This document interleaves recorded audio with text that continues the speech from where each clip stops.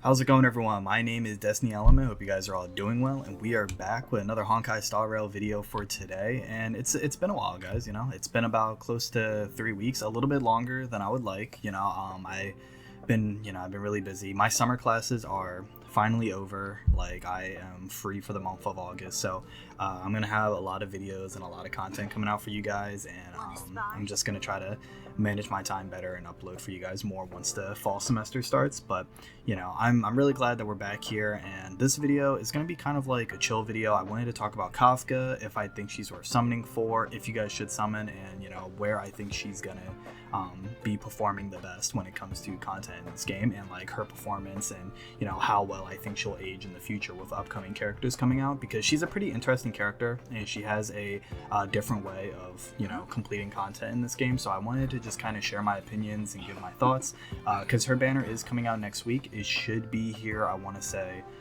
Wednesday around 6 p.m. Eastern Standard Time, if I'm correct. I could be wrong about that, but I'm going to be doing a huge summoning for her, so definitely look out for that. I'm going to try to, do a lot of multis for her. We're probably going to go like maybe 20,000 Stellar J deep for her banner, but it's going to be a long video, so definitely tune in for that summon. I'm really excited. But I wanted to go over, like her as a character in general. So right now we have, let me find it real quick, in our data bank we have 27 characters, and we have a lot of lightning characters in this game, between Jingyuan, Arlen, Serval, Tingyun, and Bailu. It's like we have a lot of lightning characters in this game, and it's kind of hard to say how well she will perform until she actually comes out. But some things I wanted to go over is that Kafka is obviously going to be a dot-based character. Looking at our roster of characters, we don't really have a lot of characters that utilize dot, except for a couple. We have obviously Sampo, who's going to be able to buff dot damage. He has Seer, and he's probably going to be Kafka's best partner. We have Serval, but in my opinion, I just don't think it's worth running Serval with Kafka compared to Sampo and the new 4-star character that we're getting, Luca.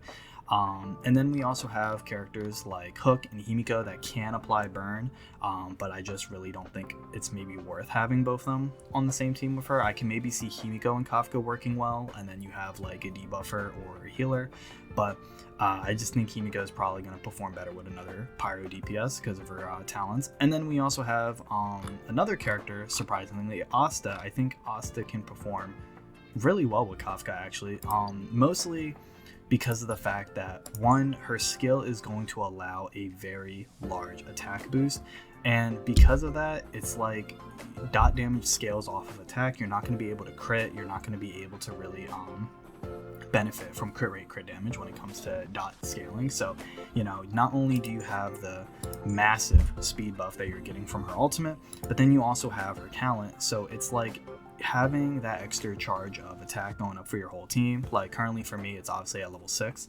so having 5 stacks of that, you're getting a 50% attack increase, and then you're getting a speed buff.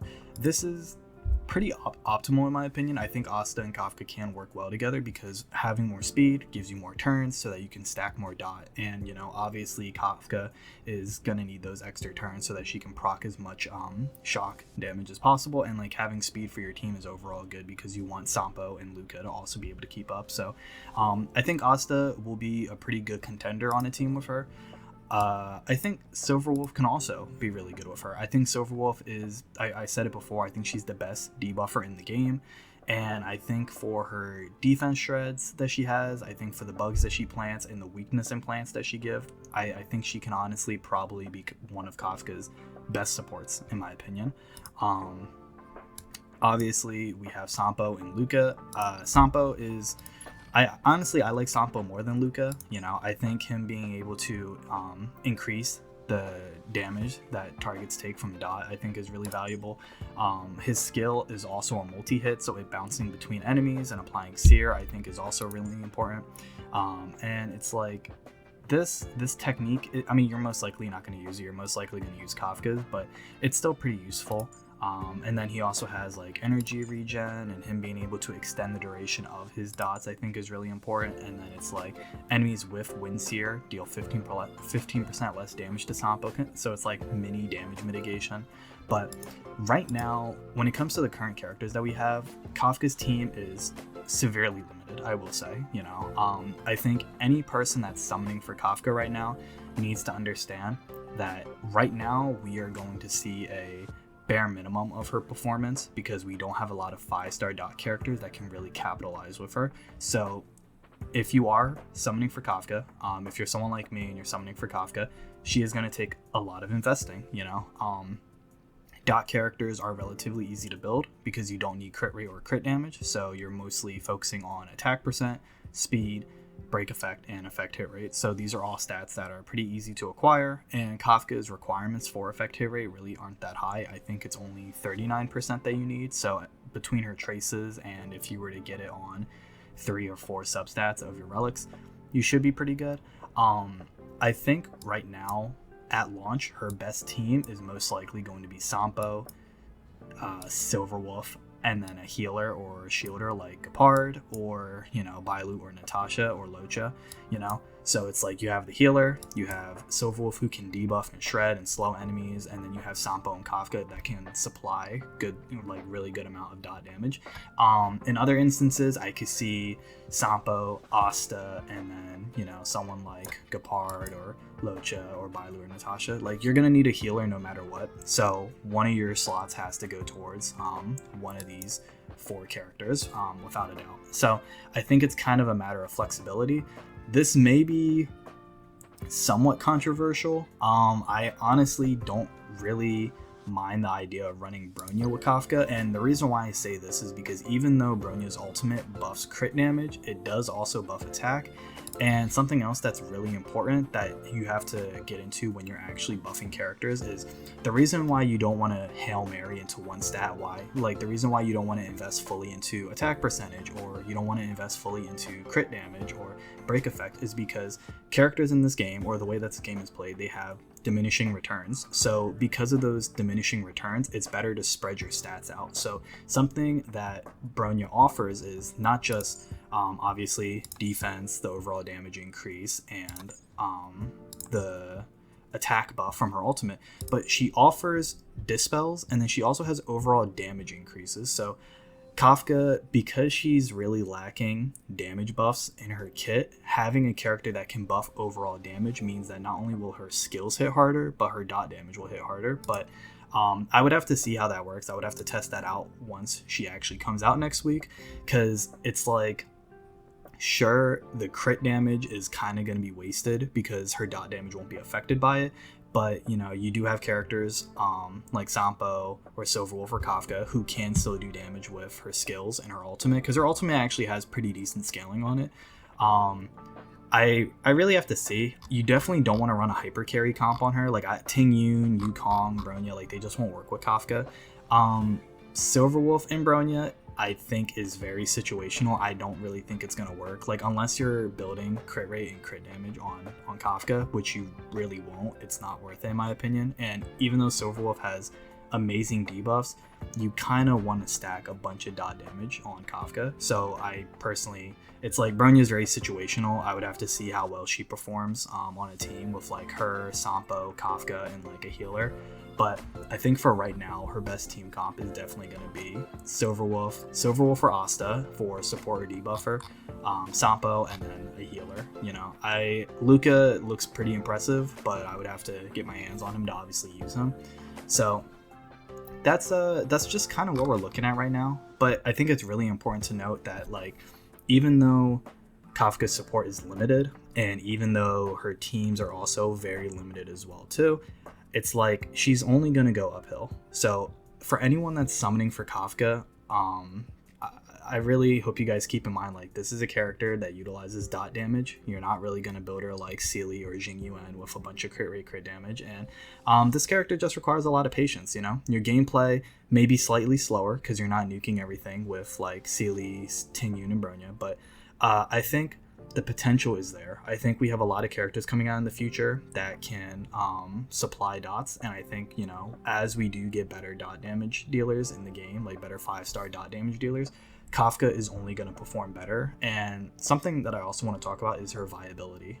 I don't necessarily see Kafka falling off, if I'm being honest. I think her technique is good. I think her being able to proc dot damage on enemies instantaneously is also very important.